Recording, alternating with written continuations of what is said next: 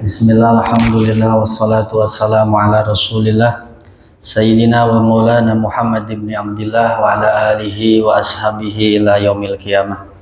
Allahumma salli ala Sayyidina Muhammadin al-fatihi lima ughliqa wal khatimi lima sabaqa nasiril haq bil haq wal hadi ila siratikal mustaqim wa ala alihi wa ashabihi haqqa qadrihi wa miqdarihil adim. Amma ba'du faqad qala Allah Ta'ala fil Qur'anil Karim. A'udzu billahi minasy syaithanir rajim. Bismillahirrahmanirrahim. Wasari'u ila maghfiratin min rabbikum wa jannatin arduhas samawati wal ardu uiddat lil muttaqin.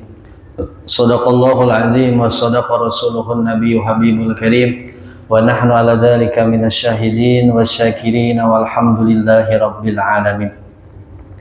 Pertama yang saya hormati dan saya muliakan Bapak Ketua DKM beserta para jamaah sekalian, bapak-bapak dan ibu-ibu yang hadir pada kesempatan sore hari ini, yang mudah-mudahan kumpul kita di sore hari ini menjadi satu perkumpulan yang dapat mengundang akan datangnya rahmat dan barokah dari Allah Subhanahu wa Ta'ala, serta niat kita hadir ke tempat ini untuk berthalabul ilmi. Mudah-mudahan Allah Ta'ala kasih kita ilmu yang bermanfaat, yang itu ilmu bisa kita amalkan sekarang di dunia, dan mudah-mudahan kita bisa raih pahalanya kelak nanti di akhirat. Amin ya Allah ya Rabbal Alamin. Alhamdulillah, di sore hari yang indah cerah ini kita kembali dipertemukan oleh Allah Subhanahu wa Ta'ala di acara yang istimewa, di acara yang luar biasa, yaitu taklim bulanan, yang mudah-mudahan kita ini amal taklim bulanan, mengaji setiap bulannya, mudah-mudahan diberikan keistiqomahan oleh Allah Subhanahu wa Ta'ala, dan bukan hanya di tempat ini, di tempat-tempat yang lain pun kita diberikan keistiqomahan di dalam menuntut ilmu. Karena orang yang mau melangkahkan kakinya ke tempat ilmu, maka pada zahirnya dia melangkah ke majlis taklim atau melangkah ke masjid, tetapi pada hakikatnya dia sedang melangkah menuju ke surganya Allah Ta'ala. Karena kata Nabi, man salaka tariqan ilal ilmi salakallahu bihi tariqan ilal jannah. Siapa orang yang melangkahkan kakinya untuk mencari ilmu, maka Allah akan mudahkan langkahnya untuk menuju ke dalam surganya Allah Subhanahu wa Ta'ala. Oleh karena itu, teruslah di dalam hati kita ini hadirkan selalu niat untuk pengen ngaji, mau ngaji, cinta kepada ilmu. Karena orang yang di hatinya itu selalu hadir niat ingin ngaji, cinta kepada ilmu, terkhusus ilmu agama, kalau seandainya dia mati, maka mata syahida, maka matinya, wafatnya masuk ke dalam kategori orang yang mati syahid. Karena ketika seseorang melangkahkan kaki dari rumah untuk hadir ke majlis ilmu, bahwa fisabilillah, dia itu sedang ada di dalam jalannya Allah. Seperti orang yang sedang berjihad. Makanya orang kalau mati di pengajian atau mati setelah pulang pengajian, itu matinya mati syahid. Amin. Amin. Yang paling kencang siap-siap. Ya. Matinya mati syahid. Makanya di hati ini kudu terus ada niat untuk mau ngaji. Hari ini entar maghrib kita bubar pengajian. Di hati itu kudu sudah ada lagi niat. Entar Jumat depan atau entar bulan depan saya mau ngaji lagi. Kebetulan sebelum bulan depan atau sebelum minggu depan ajal itu sudah datang kepada kita. Walaupun kita matinya di atas kasur, walaupun kita matinya di rumah, walaupun kita matinya sedang jalan, tetapi secara dohir matinya biasa, tapi secara hakiki dia sedang mati di jalan Allah Subhanahu wa Ta'ala. Kenapa? Karena di hatinya ada niat pengen ngaji. Karena belum kesampaian, umurnya udah datang, berarti dia sedang berjalan menuju ke pengajian itu. Cuman dipegat sama yang namanya kematian, dihitungkan seperti orang yang sedang fisabilillah, maka matinya mati dalam keadaan apa? Mati syahid. Ya, makanya jangan sampai di hati ini hilang niat untuk tidak mengaji. Kudu selalu hadir. Ya, kenapa? Supaya kita ada di dalam hitungan orang yang sedang menuntut ilmu. Sehingga kalau kita matinya di jalan Allah, masuk kategori orang yang mati syahid. Orang yang mati syahid tempatnya adalah surganya Allah Subhanahu wa taala. Makanya mintalah kepada Allah untuk selalu diistiqomahkan di dalam menuntut ilmu dan cinta kepada ilmunya Allah Subhanahu wa taala. Para jamaah sekalian yang dirahmati dan dimuliakan Allah Subhanahu wa taala, bersyukur kita hari ini kita oleh Allah diberikan panjang umur, bisa masuk kepada salah satu bulan yang dimuliakan oleh Allah Subhanahu wa taala, yaitu bulan Rajab. Karena kata Allah, inna iddatasy syuhuri indallah isna asyara syahran fi kitabillah yauma khalaqas samawati wal ard minha arba'atun hurum. Sesungguhnya bilangan bulan di dalam satu tahun itu di sisi Allah taala itu ada 12 bulan. Minha arba'atun hurum, dari 12 bulan itu ada 4 bulan yang dimuliakan. Yang 3 beriringan, yang 1 berpisah. Yang beriringan Dzulqa'dah, Dzulhijjah, Muharram. Yang berpisah bulan yang mulia itu yang 4 itu apa? Yaitu bulan Rajab. Yang kita nih sore ada di dalam itu bulan yang mulia. Ya, bahkan kita sudah masuk kepada tanggal berapa nih sekarang? Senin tanggal 1, Selasa tanggal 2, Rebo tanggal 3, Kamis tanggal 4, berarti ke tanggal 5. Hari ini kita berada di tanggal 5 bulan Rajab. Ya, ini bulan Rajab, bulan yang diagungkan dan dimuliakan oleh Allah. Maka kita sebagai hambanya juga kudu bisa memuliakan dan mengagungkan ini bulan. Supaya apa? Supaya kita dapat keagungan dan kemuliaan ini bulan hadir juga ke diri kita. Artinya ini bulan diagungkan, dimuliakan Allah itu, di ini bulan Allah ngasih banyak kebaikan buat kita. Nah, supaya kita bisa mendapatkan kebaikan yang Allah tumpah ruahkan di ini bulan Rajab, maka kita pun kudu bisa memuliakan dan mengagungkan ini bulan. Dengan cara apa? Dengan cara kita mengamalkan dengan amalan yang telah diajarkan oleh Rasulullah, yang telah disusunkan oleh para ulama. Di antaranya cara mengagungkan dan memuliakan bulan Rajab supaya keberkahannya itu hadir ke dalam diri kita, kebaikannya hadir dalam diri kita apa? Yang pertama, kita kalau bisa puasa. Ya, kalau bisa puasa. Kalau nggak bisa puasa, yang kedua, perbanyak di bulan ini kita membaca istighfar kepada Allah Ta'ala. Karena bulan Rajab ini disebut sebagai Syahrul Istighfar, bulannya istighfar. Ya, kudu banyak di bulan ini kita memperbanyak istighfar kepada Allah Ta'ala. Kenapa? Karena di bulan ini Allah banyak memberikan penghapusan, pengampunan dosa untuk hamba-hambanya. Karena Rajab ini mengandung arti, Syekh Abdul Qadir Jailani menerangkan, Rajab itu terdiri dari 3 huruf, Ro, Jim, Ba. Ro-nya itu diartikan rahmatullah. Jimnya itu diartikan jurumul abdi, kesalahan atau dosa-dosa hamba. Terus ba-nya itu birullah. Lihatlah, jim, ro, jimba. Rahmat Allah, keburukan atau dosa hamba, ujungnya apa? Birullah. Itu dosa-dosa hamba, kejelekan hamba digencet sama rahmat dan kebaikan Allah. Maka akan habis. Nah, biar dosa-dosa kita ini dihapus, diampunkan oleh Allah Ta'ala di ini bulan Rajab, salah satu cara meraih rahmatnya Allah, meraih kebaikannya Allah adalah dengan cara kita apa? Memperbanyak istighfar kepada Allah Subhanahu wa Ta'ala. Ya, jangan sampai ini bulan Rajab terlewat tanpa kita membaca istighfar, atau kita baca istighfar tapi baca istighfarnya sedikit. Kudu banyak baca istighfar mah. Kenapa? Karena istighfar ini merupakan salah satu bacaan yang mulia, yang istimewa, yang mengandung kebaikan untuk urusan dunia dan untuk urusan akhirat kita. Ya, kata Nabi, man lazimal istighfar ja'alallahu min kulli dikin makhrajan wa min kulli hamin farajan wa yarzuqhu min haitsu la yahtasib. Siapa orang yang dia punya lisannya itu selalu melazimi, ngeresepi untuk memperbanyak istighfar, maka dengan istighfar itu, kalau si itu orang ada dalam kesempitan, Allah akan keluarkan dari kesempitannya. Kalau dia ada dalam kesulitan, Allah akan keluarkan dari kesulitannya. Wa yarzuqhu min haitsu la yahtasib, dan Allah akan kasih rezeki dari arah yang tidak disangka-sangka datangnya. Artinya apa? Allah Ta'ala akan berikan kemudahan di dalam urusan kehidupan dunianya. Kalau apa? Kalau orang itu mau memperbanyak istighfar. Karena di dalam hadis Nabi yang lain, fa inna rajula la yuhramu arizqa bidan bin yusibu.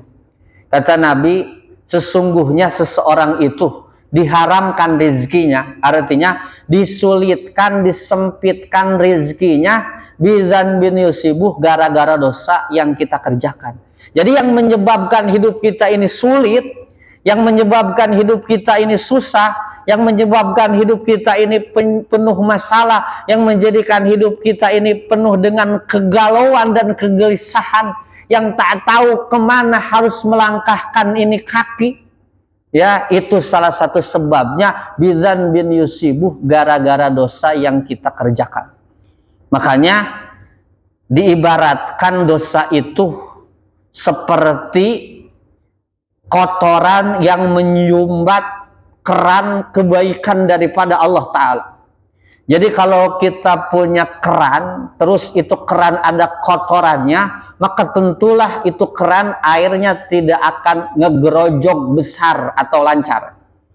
Ya, tetapi kalau itu keran bersih dari kotoran, maka ketika air itu mengalir, dibuka kerannya pasti bakal ngegerojok gede.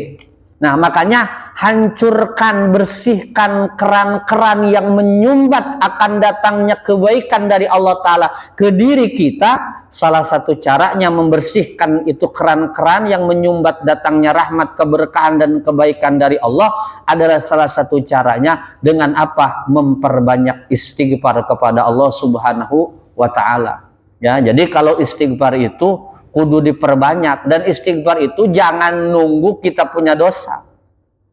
Di setiap waktu pun istighfar itu kudu kita sering baca.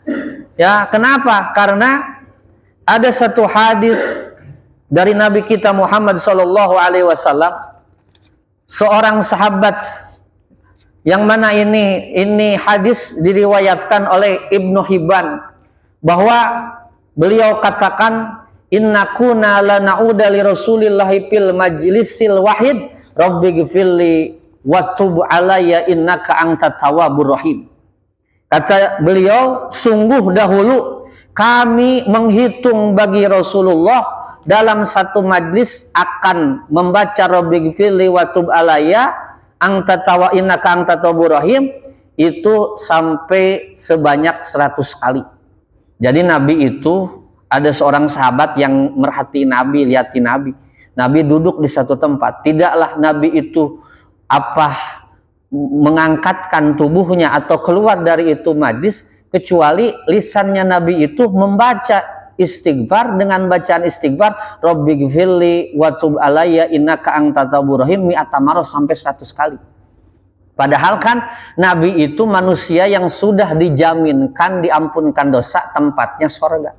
Malaikat Jibril turun ke Nabi Muhammad, kata malaikat Jibril, ya Rasulullah, ada salam dari Allah, engkau diampunkan dosa dan engkau dijaminkan masuk ke dalam surga. Tapi Nabi nyontoin tuh ke kita umatnya, walaupun Nabi udah dijaminkan diampunkan dosa, kalau Nabi bikin dosa, tapi Nabi mah gak bikin dosa karena Nabi itu maksum, dijaga, diraksa sama Allah. Kalau seandainya Nabi bikin dosa, sebelum Nabi bikin dosa itu ampunan Allah udah hadir.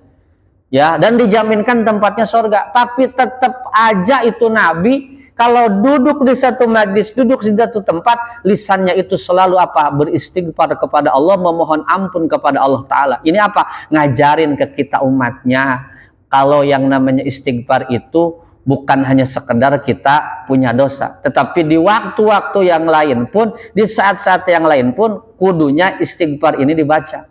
Makanya Imam Hasan Basri beliau kata seperti ini, aksiru minal istighfar fi buyutikum wa ala mawaidikum wa fi turukikum wa fi aswakikum wa fi majalisikum fa in aina ma kuntum fa innakum matadru mata tanzilul maghfirah.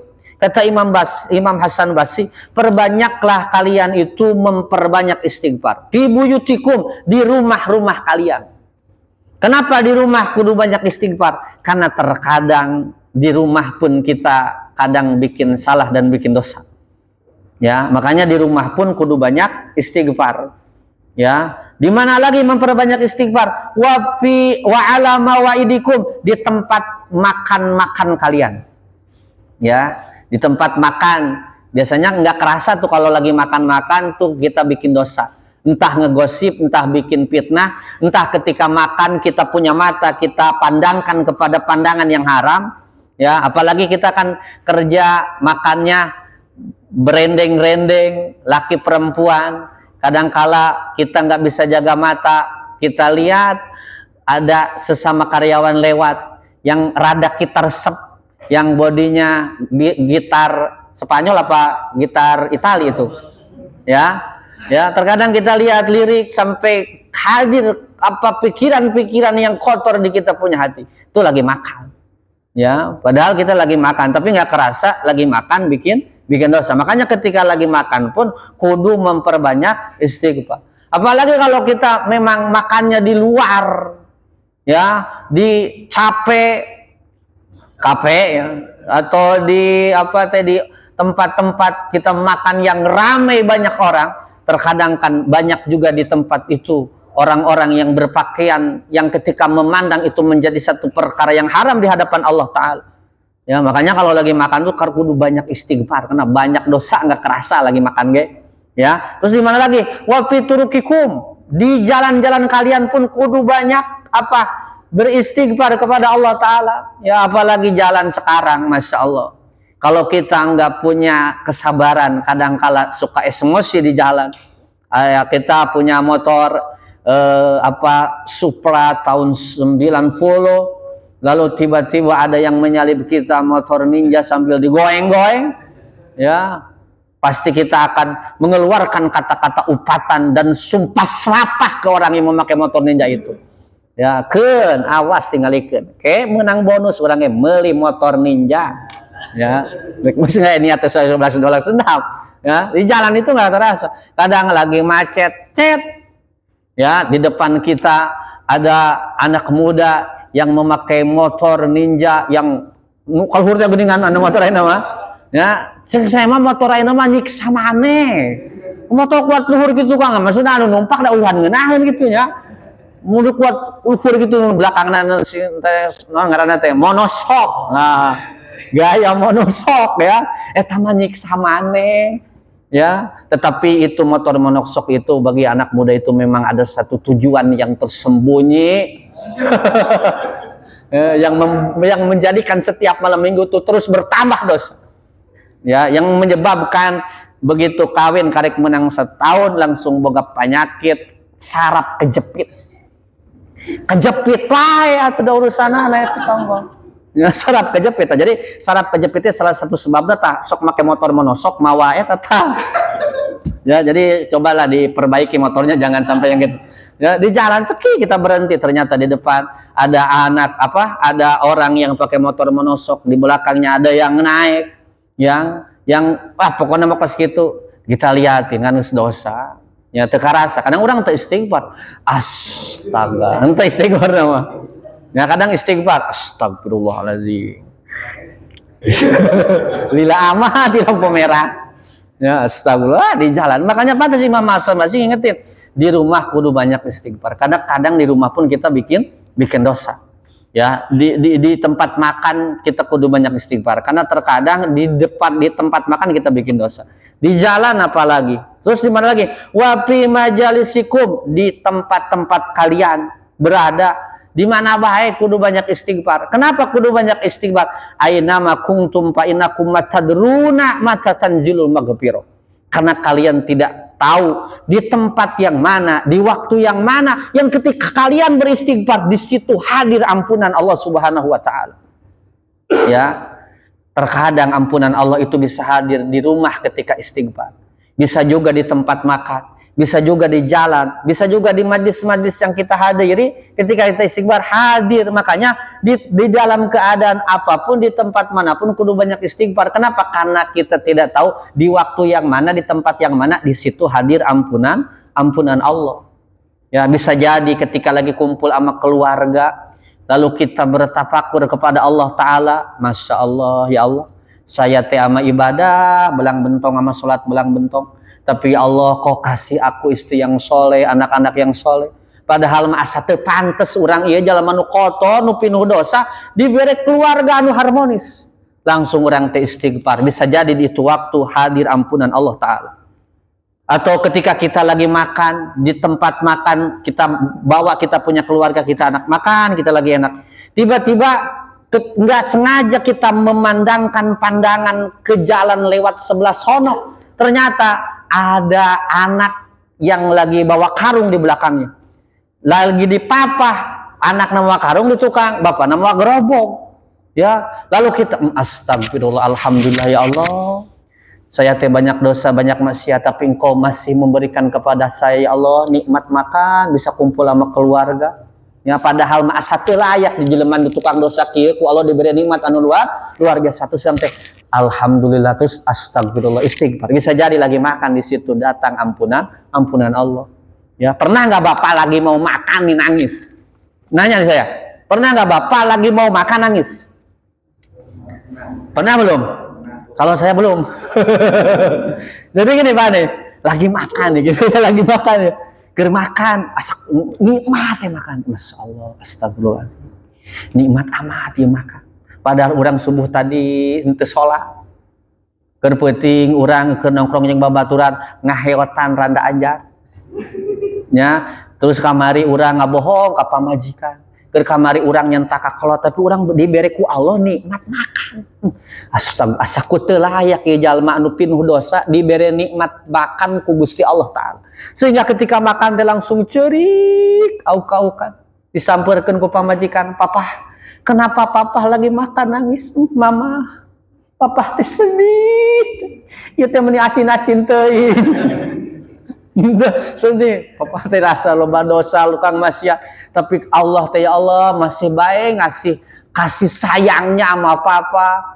Tiap bulan dapat gaji, dapat rezeki, bisa makan enak, masya Allah, bisa makan apa donat yang itu teh geuning anu aya anyar teh di Purwakarta teh anu Meksi apa Meki teh anu deket Dokter Sigit teh geuning ya, itu tuh nikmat. Kemarin saya alhamdulillah tuh makan itu luar biasa. Saya kan resep itu teh waple. Tahu nggak waple? Wapel apa waple? Saya nanya ke tukang, saya pesen ini nih, yang ini. Tuh bisa nyebut tapi salah. Mainnya teh keluar heula. Oh, waple, waffle. Ngirakeun bisa salah mentangnya lamun teu nyaho mah ulah sok nyahoanan ya. Tunjuk be teh bisa nyebut ngaranna mah. Ya. Saya kemarin ke Kediri. Pas ke Kediri saya makan di Sungai Berantas tuh. Sungai Berantas tuh Sungai Berantas. Kan sungainya gede, tuh makan ada ikan situ. Di situ kan sebelum kita makan kan suka dikasih menunya. Di situ tuh ada es mega mendung.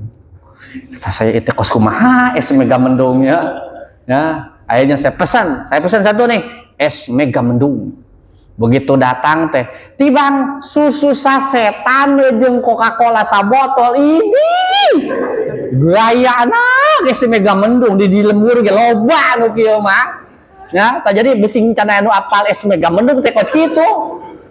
Susu anu kaleng teh ya. Terus dikasih es, dikasih Fanta atau sepir eta es mega mendung. Cet jauh-jauh ti Purwakarta ka Kediri tibang meuli es mega mendung. Ya, kita nih lagi makan, masya Allah istighfar. Ya, kita lagi jalan, ya di tengah jalan kita mau, ya Allah bisa berkendara nyaman. Kita lagi macet-macetan, lihat tuh ada orang-orang anu kerengiuhan di hadapan tatangkalan, bari nyekel asongan. Coba kabayang kurang, hujan nyekel asongan. Bari nu cekelna asonganna es lilin, coba hujan nyekel asongan es lilin. Sedihnya luar biasa eta tukang es lilin. Kita di dalam mobil pulang kerja entas menang bonus coba. Keur peuting subuh tadi subuh isuk katinggalin. Ya, keur peuting urang entas mabok-mabokan da menang bonus coba bayangkeun. Tapi masya Allah, astagfirullahaladzim ya Allah. Itu batur sesama saya mah tukang maksiat tapi masih keur numpak mobil ceurik. Bisa jadi di itu waktu hadir ampunan Allah. Kenapa? Karena memang istighfarnya datang dari kesadaran akan kecerobohan, akan dosa-dosa, akan kemaksiatan yang dulu pernah kita lakukan, kebayang di itu waktu, lalu takut hadir ke dari kita, terkarasa orang ucapkan astagfirullahaladzim, mohon ampunan kepada Allah. Bisa jadi di jalan ketika sedang naik mobil, di situ hadir ampunan Allah Subhanahu wa Ta'ala. Makanya Imam Hasan Basri, ketika kau ada di rumah banyakin istighfar, ketika kau sedang di jalan banyakin istighfar, ketika kau sedang di pasar banyakin istighfar, dimanapun kamu berada, di tempat manapun kudu banyak istighfar. Kenapa? Ainama kuntum fa innakum matadruna maghfirah. Karena kau tidak tahu di tempat yang mana, di saat yang waktu yang mana, ketika kau beristighfar, di situ hadir ampunan Allah Subhanahu wa Ta'ala. Nah, kalau hadir ampunan Allah udah hadir, maka tadi kalau kita ada dalam kesulitan, Allah akan keluarkan dari kesulitan kita. Kalau kita ada dalam kesempitan, Allah akan keluarkan dari kesempitan kita. Dan wa yarzuqhu min haitsu la yahtasib, Allah akan kasih kita rezeki dari arah-arah yang tidak disangka datangnya. Ya, jadi banyakin istighfar. Jadi istighfar itu enggak kudu nunggu bikin dosa. Ya apalagi kalau memang kita terjerumus dari dosa, kudu buru-buru orang istighfar ke Allah Ta'ala. Ya, di samping kita istighfar dosa-dosa yang kita lakukan, di waktu-waktu yang senggang, di tempat-tempat yang kita sedang berada, di itu waktu pun kita kudu banyak istighfar. Bahkan Luqmanul Hakim, seorang manusia yang mulia, yang namanya diabadikan di dalam Al-Quran menjadi satu nama surat, beliau pernah berwasiat kepada anaknya. Ini Luqmanul Hakim ini orangnya hitam, kata ulama, seorang budak, tapi diberikan oleh Allah Ta'ala ilmu, diberikan oleh Ta'ala hikmah, yang kata-katanya itu pun Allah abadikan di dalam Al-Quranul Karim. Mulia ini orang. Ya, makanya kita mandang orang itu jangan hanya sekedar dari penampilan fisik semata. Karena terkadang penampilan fisik itu banyak yang menipu. Terkadang penampilan itu pun bisa dibuat-buat. Ya, apalagi sekarang zaman serba canggih. Kepada jombloan dan jomblowati, jangan terkecoh dengan foto profil di Facebook atau di IG yang menarik. Kulitna mulus lamun ayeuna katingalina jigana aya laler nemplok pasti dipolese. Ya, tapi begitu ketemuan ternyata innalillahi wa inna ilaihi raji'un. Ya, kan sekarang mah ada filter untuk mencakapkan. Ya, ada filter untuk membaguskan kita punya muka. Ya, makanya jangan tertipu dengan penampilan zahir. Ya, makanya lihat seseorang itu adalah lihat akhlaknya, lihat amalnya. Ya, karena innallaha la yanduru ala suwarikum wa ajsamikum fa innallaha yanduru ala qulubikum wa amalikum. Allah tak lihat bentuk rupa kita. Allah tak lihat jabatan kita, tapi yang Allah lihat hati dan amal perbuatan kita. Ya, bisa jadi orang yang kita anggap rendah justru dia mulia di hadapan Allah. Orang yang kita anggap mulia ternyata dia itu hina di hadapan Allah. Karena yang menjadikan pandangan Allah itu bukan pandangan zahir semata, tetapi yang paling diprioritaskan Allah adalah kebeningan kebersihan hati, yang kebeningan kebersihan itu tercermin kepada amalnya yang soleh, kepada perbuatannya yang penuh dengan makna kebaikan di dalam setiap gerak-gerik tubuh yang dia kerjakan. Ya, ini Luqmanul Hakim pernah berwasiat kepada anaknya. Kata Luqmanul Hakim kepada anaknya, ya bunayya awid lisanak Allahumma gfir fa innallaha ta'ala sa'atin la yuraddu fiha sa'il. Wahai anakku, perbanyaklah lisanmu untuk mengucap Allahumma gfirli, artinya istighfar, minta ampun kepada Allah Ta'ala. Kenapa kudu memperbanyak bacaan Allahumma gfirli? Karena sesungguhnya Allah Ta'ala itu mempunyai satu waktu yang ketika di waktu itu engkau meminta kepada Allah, maka Allah Ta'ala tidak akan tolak apa yang menjadi permintaanmu. Maka nyambunglah dengan apa yang dikata oleh tadi Imam Hasan Basri, perbanyak kau banyak istighfar. Ya, kenapa? Supaya sugan beh urang teh ketika istighfar teh pas di waktu yang di itu waktu Allah membukakan pintu ijabah doa. Ya, ketika kita istighfar pas Allah membukakan pintu ijabah doa, maka istighfar kita diterima, dosa kita diampunkan. Ya, jadi Allah tuh punya 24 jam, punya menit-menit, jam-jam yang kalau kita pas minta di itu waktu, doa diijabah sama Allah Ta'ala. Ya, salah satunya termasuk nih di hari Jumat. Jadi dulu itu pernah malaikat Jibril datang kepada kita punya Nabi. Kata malaikat Jibril itu bawa satu kaca yang indah itu kaca. Lalu di kaca itu ada satu titik hitam. Lalu Nabi bertanya kepada malaikat Jibril, "Ya Jibril, ini titik hitam apa?" Kata itu malaikat Jibril, "Muhammad, ini adalah perumpamaan di kaca nih. Ini perumpamaan 24 jam hari Jumat. Ini titik hitam ini adalah waktu di hari Jumat yang kalau kau berdoa pas di ini waktu, maka Allah Ta'ala akan mengijabahi kau punya doa." Makanya nih di hari Jumat nih kita kudu banyak berdoa sama Allah. Mudah-mudahan ketika kita berdoa pas waktu yang di itu memang Allah membukakan pintu ijabah doa. Nah, ulama kasih bolongan, kasih bocoran, ya. Salah satu waktu ijabah di hari Jumat itu adalah ketika bainal khutbatain, ketika antara dua khutbah Jumat.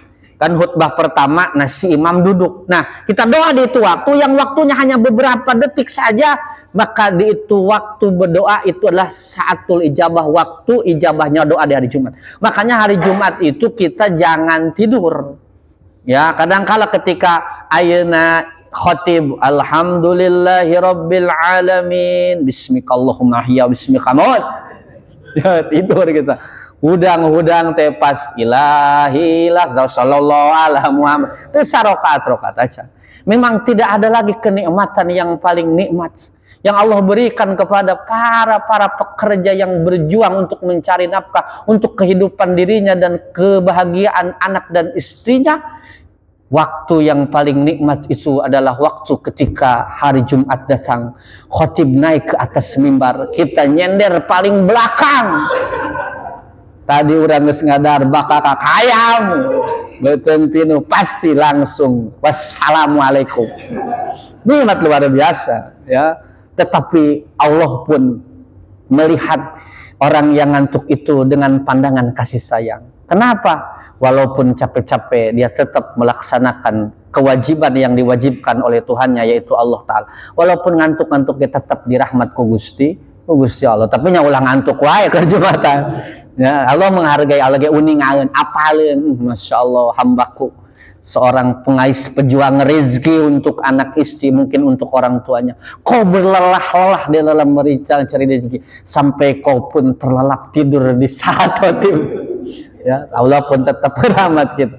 Nah, jadi Allah itu punya waktu yang ketika kita berdoa, doa mual ditolak sama Allah. Makanya kenapa kudu banyak istighfar, sugan jeung sugan. Ya, bahasa Indonesia sugan jeung sugan, naonnya bahasa Indonesia itu hese-nya sugan jeung sugan pokoknya mah sugan jeung sugan ketika kita baca Allahumma rabbighfirli ketika Allahumma ghfirli atau rabbighfirli, ketika kita baca pas waktu yang memang Allah bukakan ijabah doa, maka rabbighfirli-nya kita diterima, dosa kita diampunkan oleh Allah Subhanahu wa Ta'ala. Kalau dosa sudah diampunkan, maka yang tadi tiga itu hadir ke dalam kehidupan kita. Makanya dimanapun, saat apapun, banyakin istighfar. Ya, kata ulama di dalam kitab Inhusaniyah, bahkan setelah ibadah pun kita kudu banyak istighfar.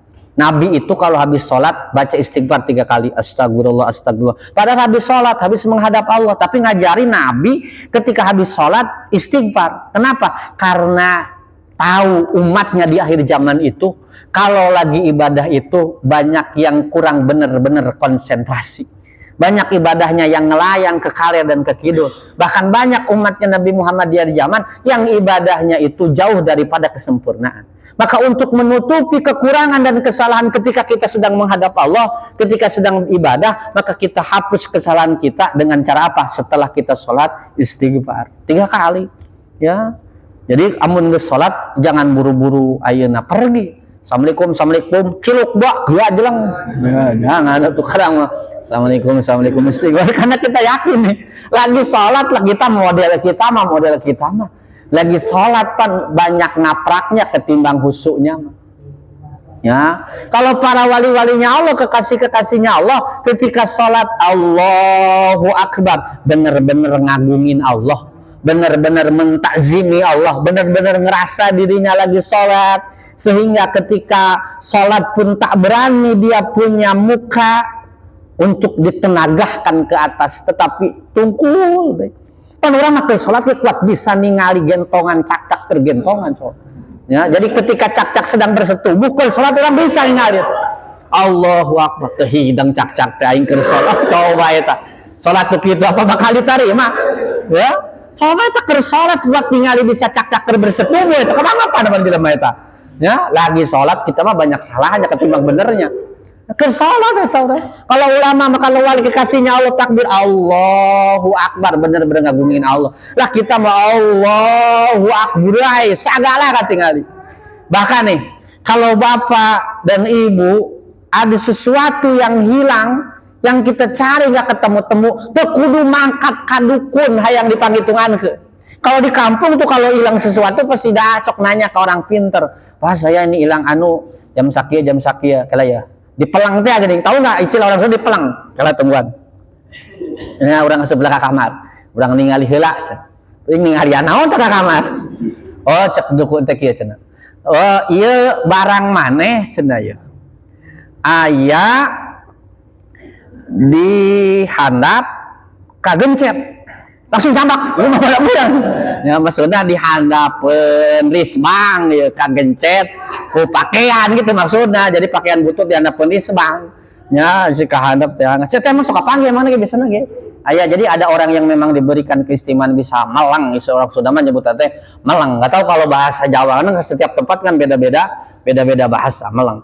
Enggak usah sholat pasti bakal kabuayan bakal sanajan eta geus leungit geus diacak-acak imah sholat mah bray katingali ya. Karena memang dulu pernah aya datang hiji jalma ka ulama, begitu datang ka ulama nanyain uangna leungit si koret mah sok nunda duit di mana sok diselap-selap teh apaan ya. Kalau di kampung mah kan duitnya sok diselapkeun jeung naon gitu kan koret gitu kan. Kalau anu bager mah pan duit disimpen di bank eta mah komo teu kasih teh nyaman pisah ya. Leungit datang ke kiai, Pak Kiai nah abdi teh nyimpen artos nunda uang cuman lupa ya uang lumayan naon teh nilainya lupa.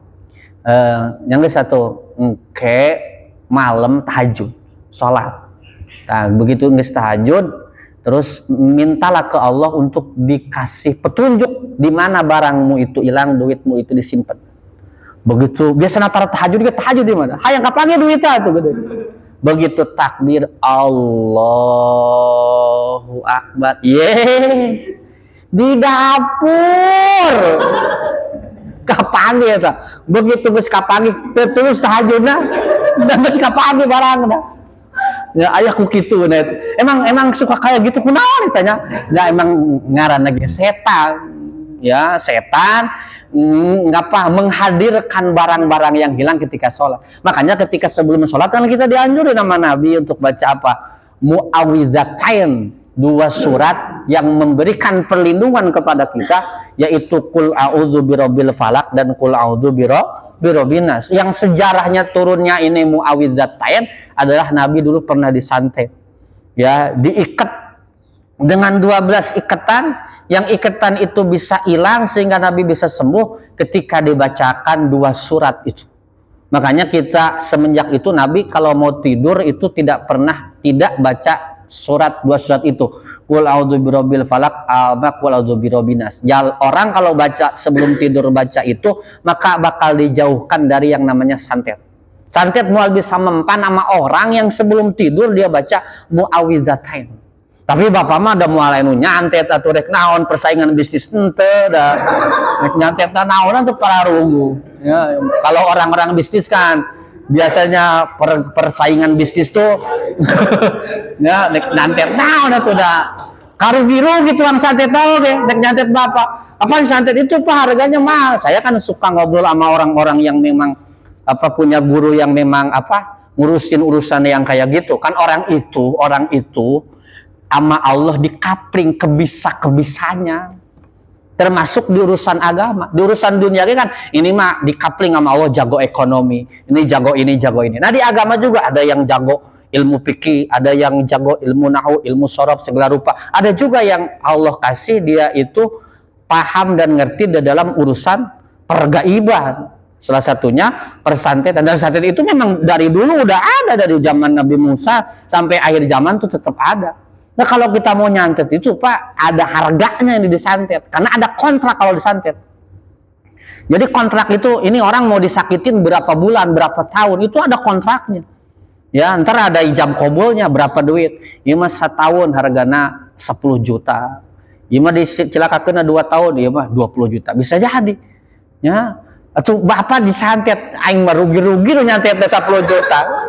Ya, jadi ada disantet tuh. Jadi baca, makanya tuh Muawwidzatain itu salah satu 2 surat yang bikin perlindungan kita dari yang namanya. Cuman kalau mau tidur itu kan sunahnya itu baca Muawwidzatain sambil ditiupin sama kita punya 2 telapak tangan, terus diusapin ke seluruh tubuh supaya kajaga gitu. Jadi orang sebelum kita baca Bismika Allahumma ahya tuh baca dulu itu, atau Bismika dulu. Kadang boro-boro Muawwidzatain. Bismika kita mah keder. Bismika Allahumma ahya wa amut, apa amut wa ahya nya. Nanya agen ka pamajikana, "Mama, bapak rek ngadoa, becek ustaz ge kudu ngadoa cenah supaya orang selamat tina santet." Bapak bisa nu nyantet pun bapak ya bisnismen. Ya, itu ngadoa Bismika Allahumma ahya wa amut, apa amut wa ahya. Wah deui. Sarua pamajikan kita orang ngadoa, teuing da Pak amut heula ting aya heula. Da mang amut geus paeh mang aya geus paeh. Tuh, geus we nu apa? Ngadoa mah geus untuk kudu nu aneh-aneh. Kata ustaz ge, ngedoa mah yang penting ada lapan Allahnya. Yang lu apal lebih baca, jangan banyak ngomong tibang rek tidur ge loba acara. Ya gua mah apanya ini? Bismika Allahumma inni a'udzubika minal hubusi wal khabaisi. Sapopoe tinggal bisa ngising salah jampe eta mah. Ya, baca Muawwidz. Nah, sebelum sholat kita baca tuh Muawwidzatain supaya apa? Kita ketika sholat tuh dijauhkan dari godaan-godaan setan, dari penyesatan-penyesatan setan ketika kita sholat. Ya, kadang kan sholat kadang-kala lamun teu dibentengan ku eta, urang takbirna doang jiga nu gagah. Allah, bahkan usolin lagi beberapa kali, usoli, kuat muncat tuh ada punana, usoli, us, ya datang si usus, naon mang, ya, buat tegap usolina, begitu Allahu Akbar, geus acak-acakan, ya makanya sebelum sholat salah satu ikhtiar kita, biar kita sholat itu rada-rada khusyuk. Nah kalau kita mah dari awal sampai akhir husu mah rasaan mah piheseun nya, cuman rada rasa husu jadi henteu aprak-aprakan teh husu kitu salat teh. Saking husuna tapi kapohorokan. Kitu 2 apa 3. Ya tuh husu teuing eta mah make teuing mah jadi sok goreng. Baca tuh biar apa dikasih perlindungan ya. Muawwidz makanya setelah ibadah pun kita dianjurkan untuk istighfar. Kenapa? Karena ibadahnya kita mah banyak kurangnya. Ibadah kitanya banyak salahnya, ya. Habis baca Quran kita banyakin istighfar. Takut, bukan takut, pasti bacaan Quran kita banyak yang enggak ngepas sama kudunya bacanya kayak gitu. Kadang-kala enggak kita ngelapalinnya salah atau berhentinya salah, ya, atau sifat baca salah, ya kita tutup itu kesalahan kita setelah baca Quran apa? Istighfar. Ya, lah habis sedekah kita istighfar, ya takut sedekahnya kita kecampuran riya, sedekahnya kita kecampuran sombong, ya sedekahnya kita niatnya bukan karena Allah. Kita kan pengen ibadah kita diterima, mudah-mudahan yang kurang-kurangnya itu bisa ketutup dengan apa? Setelah kita ibadah istighfar kepada Allah Subhanahu wa Ta'ala. Makanya banyaknya nih istighfar, di mana baik, kapan baik, ya. Bahkan istighfar ini dulu itu ada satu riwayat daripada imam mulia yang 4, yaitu Imam Ahmad bin Hanbal. Suatu hari beliau itu tergerak hatinya ingin pergi ke kota Basrah. Beliau itu tinggal di Baghdad. Sampai meninggal beliau tinggal di Baghdad. Di masa usia tuanya tiba-tiba tergerak hatinya pengen berangkat ke kota Basrah. Yang mana kota Basrah dari apa? Dari Baghdad ke Basrah itu perjalanan kalau ditempuh dengan kilo ya eta sekitar 439 kilo. Kurang leuwih lah, mun teu kurangnya leuwih, mun teu leuwihnya kurang we pokona beusi teu percaya menyangke lamun urang ulin ka ditu urang ukur lah. Ya, jadi sekitar sakitu. Jadi sekitar 529 kilo, 7. Salah ngomongna. 529,7 kilometer. Bayangkeun jauhna. Zaman dulu belum ada bis. Zaman dulu belum ada kapal. Ini nggak tahu Ustaz apa 500. Tadi sama kurang ningali heula ka Google ngecek heula bisi salah ada ya. Nah, apalagi direkam ke bisi anu protes ya anak we salah cenah. Kan cilaka apalagi anu pan bahaya mah. Ya, jadi tah itu bisi teu percaya mah nyang ukuran ge di ditu nya ima cek Mbah Google tadi saya ngecek dulu Baghdad ka Irak sabaraha ya teh Baghdad ka Basra ternyata tadi kan gitu Google jarak Basrah ke Irak, Baghdad ke Irak berapa kilometer? Menurut ensiklopedia, jadi saya ini berdasarkan Google. Jadi kalau saya salah jangan saya tanya ke Google ya. Perjalanan yang begitu jauh di zaman itu. Kalau zaman sekarang kan ada apa? Ada yang namanya bis, apalagi bis-bis sekarang enak. Mekah Madinah juga sekarang bisnya semuanya ber-AC. Kalau dulu kan AC Gelembung Jaya, kalau sekarang kan AC-nya enak. Apalagi kita naik bisnya, kalau di Indonesia tuh PO Hartono apa Haryono tuh. Ya, yang bos itu, bos apa? Apalagi sekarang ada bis yang seperti pesawat terbang. Jadi orang bisa ngagoler didinya, terus aya pramugari nah, biasa pakai pakaian seperti pesawat, pokoknya dibikin nyaman. Bisa naik eta mun boga duit. Ya, mun teu boga duit mah biasa murah lah gitu. Kemarin kan saya dari Kediri dari rumah tuh kemarin ke Kediri apa survei itu 12 jam. Naik bis lumayan lah enak 410.000. Ya, jadi ada kursinya lega, ke depannya enak, ada WC-nya. Cuman walaupun ada WC dah teu pararuga tuh. Urang gerek pipis wah teu harara yang teuingnya teu enak dan walaupun nyaman lah di kapal kayak gitu Pak di kapal. Kalau kita naik pesawat tuh ya mudah-mudahan ntar ditakdir naik pesawat lah nya umroh tuh umroh jadi TKI heula tuh kan itu. Naik pesawat itu wah luar biasa itu perjuangan 9 jam ke Madinah apa Indonesia ke Madinah itu wah di dinginnya luar biasa. Ini saya pernah naik kapal kan ya naik pesawat terbang.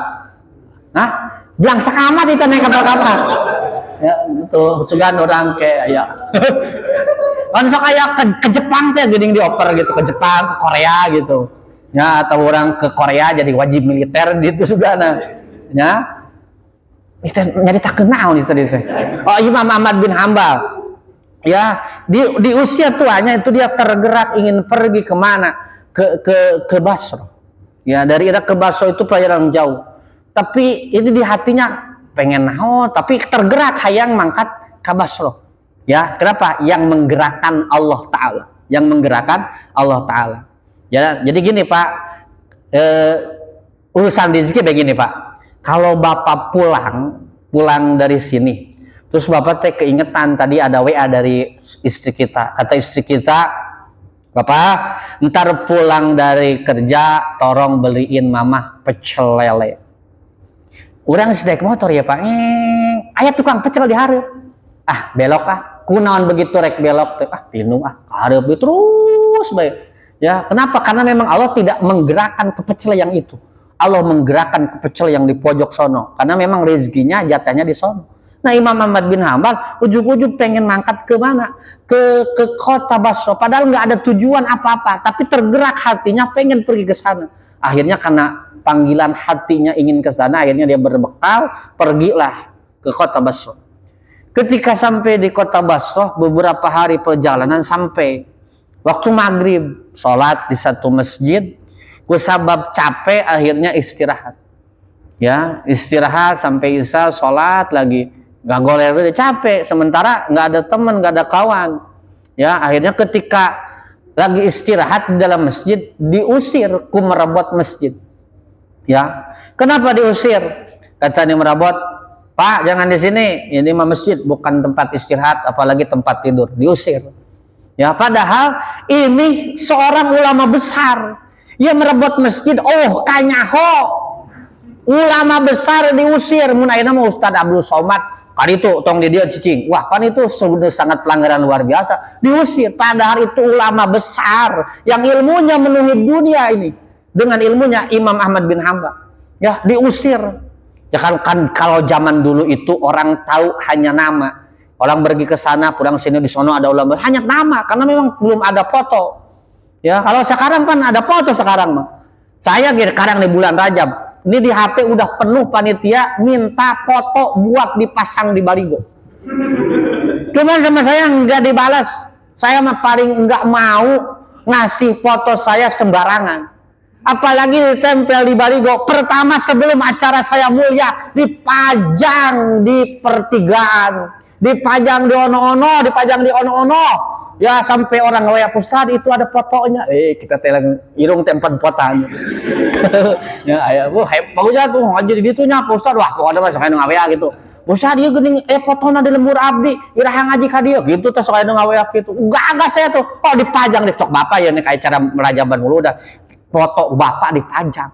Padahal bapak tibang anggota lain anggota DKM tibang jamaah doang, tapi foto bapak ya dirinya dijieun dina profil WA. Padahal mah panitia lain dan lain pedawe pas harita teh keur aya pemotoan jeung di baligo, bapak pas salat pisan.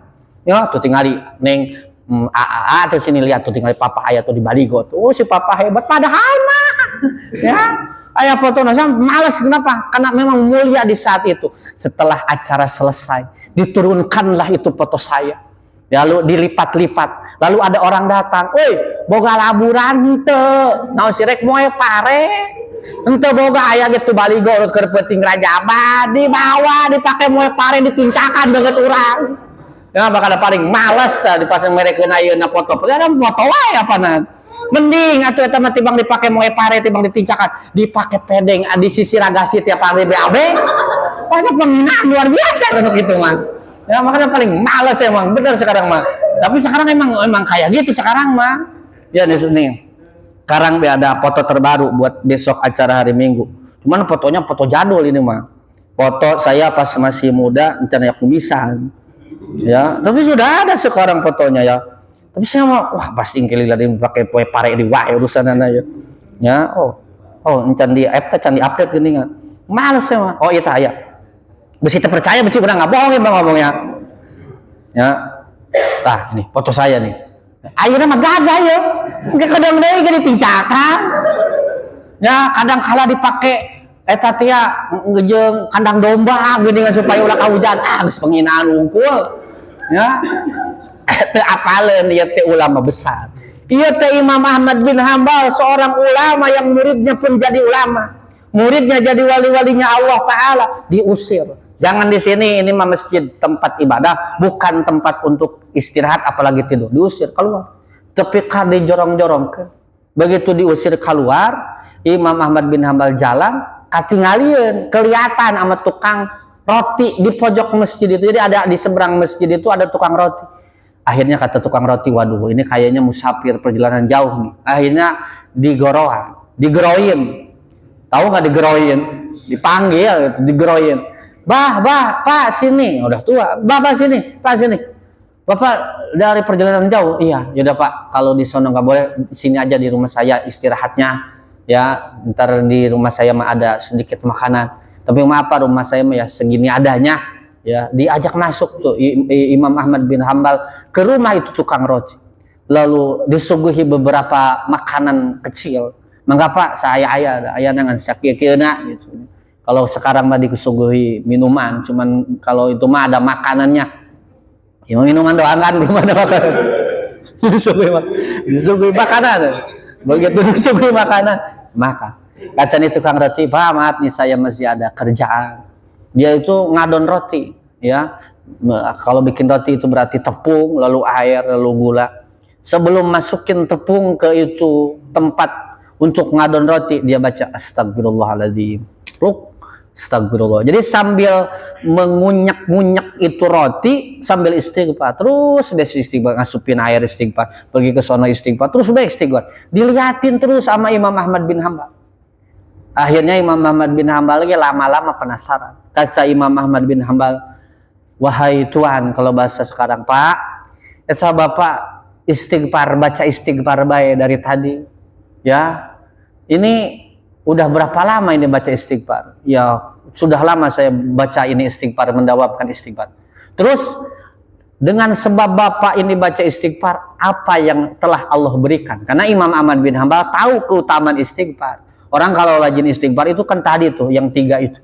Akhirnya kata orang itu, tidaklah aku memulai sesuatu dengan istighfar. Lalu aku bermohon kepada Allah dengan satu permohonan, terkecuali Allah Ta'ala kabulkan apa yang menjadi keinginanku. Ya, kalau bahasa sekarang mau orang hayang boga ima, alhamdulillah letik-letik boga.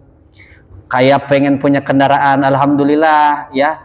Apa kecil-kecil jelek-jelek punya itu. Artinya hidupnya itu selalu tercukupi dan selalu dikabulkan apa yang menjadi hajat-hajatnya. Kan hidup itu enak kalau apa yang kita pengeni, yang kita cita-citakan itu dikabul sama Allah Subhanahu wa taala. Itu kebahagiaan yang luar biasa. Ya, makanya kalau kita doa sama Allah itu jangan pernah berhenti. Ya, kita dikasih wirid sama kita punya guru, jangan pesimis. Kata guru kita, ini amalin nih, baca biar diluasin rezeki. Insya Allah orang baca ini rezekinya diluasin. Lalu kita baca, karek menang saminggu, ini Allah keramang-keramang jadi rezeki, entah terus amalin. Ya, kata nih orang, tidaklah aku mengerjakan satu pekerjaan, lalu aku berdoa kepada Allah, terkecuali Allah kabulkan apa yang menjadi hajatku, apa yang menjadi kepengenanku.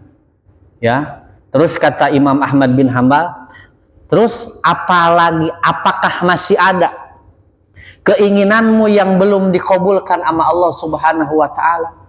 Maka kata ini orang, ada, Pak, satu lagi keinginanku yang belum Allah kabulkan. Apa itu? Yaitu aku ingin sekali bertemu dengan orang yang mulia kekasihnya Allah Subhanahu wa taala, yaitu Imam Ahmad bin Hambal. Maka di itu waktu Ahmad bin Hambal langsung bertakbir, Allahu Akbar, astagfirullah, kata Imam Ahmad bin Hambal. Ya, bertakbir istighfar. Kenapa kata Imam Ahmad bin Hambal?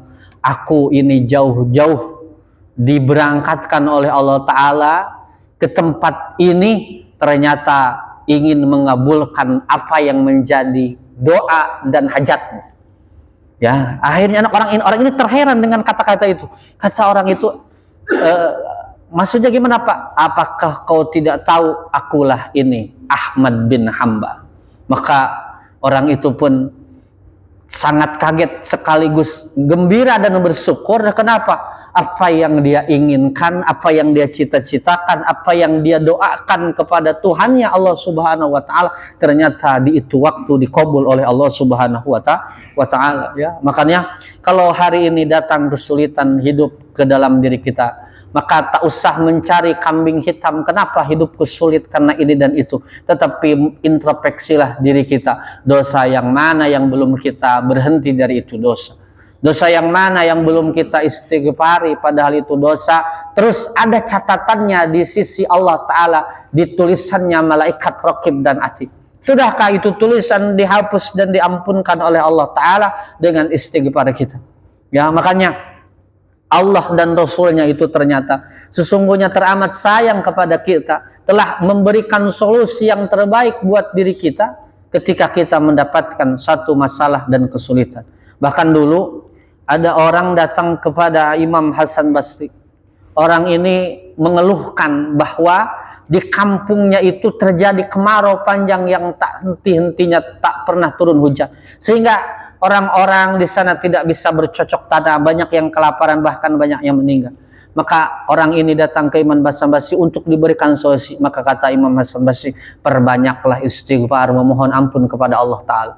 Lalu datang lagi orang yang kedua kepada Imam Hasan Basri, mengeluhkan apa? Mengeluhkan bahwa dia ini sudah lama berumah tangga tapi belum juga dikasih yang namanya keturunan atau momongan. Ya, Lalu yang ketiga datang lagi orang kepada Imam Hasan Basri bahwa dia ini sulit sekali yang namanya mendapatkan pekerjaan. Maka kata Imam Basri, banyak-banyakinlah beristighfar kepada Allah Ta'ala. Lalu ternyata ada orang yang liatin itu Imam Hasan Basri. Lah Imam Hasan Basri batur hayang hujan kita istighfar, batur hayang boga anak kita istighfar, ayeuna nanam-nanam hayang jadi hayang boga pagawean kita istighfar. Eta kumaha caritana sih disampeurkeun eta orang. Imam, tadi ada orang mengeluh ini suruh istighfar, mengeluh ini suruh istighfar. Ini maksudnya apa? Kata Imam Hasan Basri, tidakkah kau pernah mendengar daripada firman Allah Subhanahu wa taala? Kata Allah dalam Al-Qur'an, "Istaghfiru rabbakum innahu kana ghaffara yursilis sama 'alaikum midrara wa yumdid bi amwali wa banin wa yaj'alu jannatan wa yaj'alu lakum anhara." Ya, kata Allah, perbanyaklah kalian beristighfar rabbakum kepada Tuhanmu, yaitu kepada Allah Subhanahu wa taala. Karena sesungguhnya Dia itu Maha Pengampun. Ya, kalau kalian banyak beristighfar, yursilus sama alaikum midrara, maka Allah akan turunkan apa? Hujan yang lebat. Tadi kan orang itu apa? Pengen dikasih karena udah kemarau panjang supaya turun hujan. Berarti apa? Minta ampun, banyak istighfar. Wa yumdidkum bi amwali wa banin. Ya, Allah pun akan kalau banyak kita istighfar Allah bakal membanyakin apa? Harta dan anak-anak. Ya, harta dan tadi orang kan ngeluh nggak punya anak. Ya, biar dikasih turunan apa? Banyakin istighfar.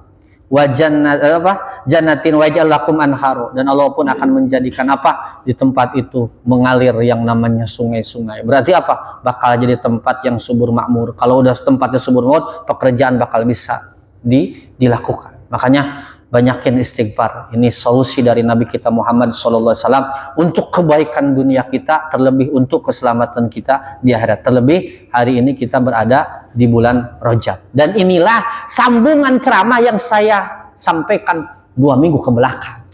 Ya, 2 minggu ke belakang saya sampaikan kenapa banyak bala turun musibah di sana sini, sulit sedih panas. Salah satunya ini dosa.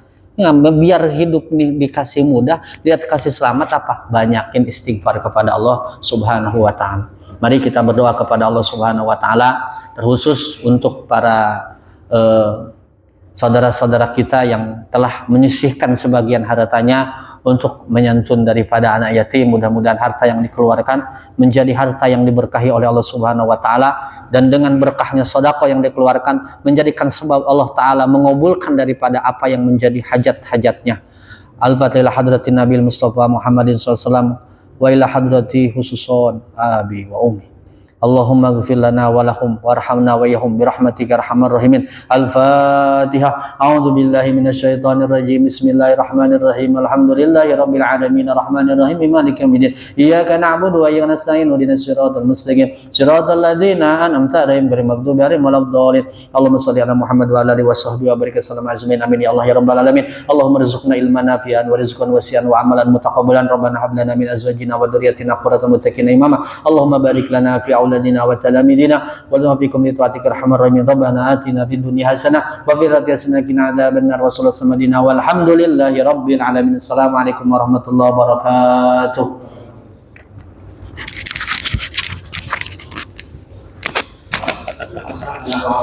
Makasih juga yang buat ini sudah hadir. Mari kita tutup majelis ini menghadiri dengan doa kita majelis. Alhamdulillah, sekian dari kami. Assalamualaikum warahmatullahi wabarakatuh. Waalaikumsalam warahmatullahi wabarakatuh. Oh ya, siap. Ya. Terima kasih. Benar-benar lengkap. Atur nuhun. Iya nih. Paling dari sini kan awal bulan sekalian. Ya.